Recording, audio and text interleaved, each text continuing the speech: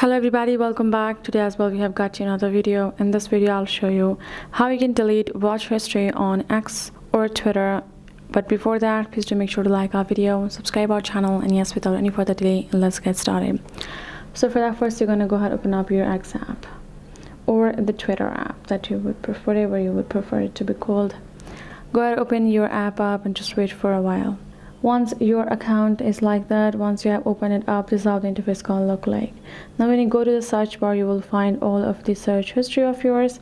When you go to the search bar likewise, you will find all of the search history. Now if you would like to simply remove them or delete them, all you gotta go ahead and do is tap on them and simply remove it, like delete it. That's what you're going to be doing. You cannot do it all at once, so make sure to do it one by one. You can go to settings as well from over here.